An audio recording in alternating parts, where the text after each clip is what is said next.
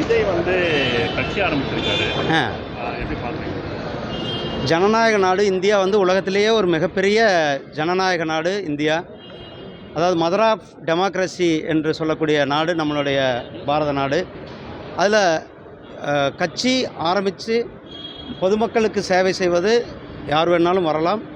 அதில் நம்மளுடைய தமிழகத்தை சார்ந்த நல்ல சிறந்த சினிமா நடிகர் திரு விஜய் அவர்கள் ஒரு கட்சி தொடங்கி மக்களுக்காக சேவை செய்ய வேண்டும் என்ற நோக்கில் அவர் வந்திருக்கிறார்.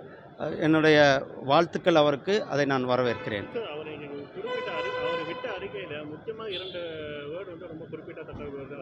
ஒன்று வந்து பார்த்தீங்கன்னா ஊழல் மலிந்த அரசியல் கலாச்சாரம் ஒரு புறம் இருக்க, அந்த மக்களை சாதி மத வேதங்கள் வாயிலாக பிளவுபடுத்துவதற்கும் அரசியல் இருபுறத்திற்கும் நடுவே மக்கள் பாதிக்கப்பட்டு கொண்டிருக்கிறார்கள் அப்படின்னு சொல்லி மென்ஷன் பண்ணியிருக்காங்க. எப்படி பார்க்குறீங்க? அதாவது ஒவ்வொரு கட்சியும் ஒவ்வொரு கொள்கைகள் சொல்லுவாங்க. அதில் வந்து இன்றைக்கி தமிழகத்தில் உங்களுக்கு தெரியும், ஊழல் வந்து ஒரு மிகப்பெரிய ஒரு பிரச்சனையாக இருந்து கொண்டு இருக்கிறது. திராவிட முன்னேற்றக் கழகம் இன்றைக்கு ஊழலில் ஊறிப்போய் ஒன்று அரசாங்கமாக இருந்து கொண்டு இருக்கிறது.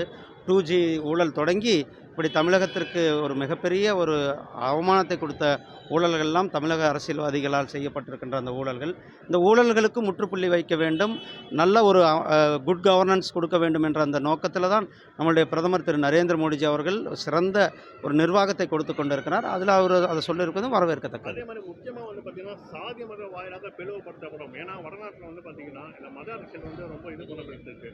ஸோ அதையும் குறிப்பிட்ட மத அரசியல் வந்து நீங்கள் ஒரு தவறாக நினச்சிருக்கிறீங்க. மத அரசியல் கிடையாது. அதாவது ராமர் கோயிலில் வச்சு மட்டுமே நீங்கள் மத அரசியல், கோவில் என்பது வழிபாட்டு முறை, இந்து தர்மம், இந்த இந்து என்பது ஒரு தர்மம், அறவழியானது. அப்படி இருக்கும் பொழுது நீங்கள் அதை வந்து மத அரசியல் என்று நாம் சொல்ல முடியாது. ஒரு ஆன்மீக இடத்திற்கு போவதை மத அரசியல்ன்றது கூட நம்ம எடுத்துக்கொள்ள முடியாது.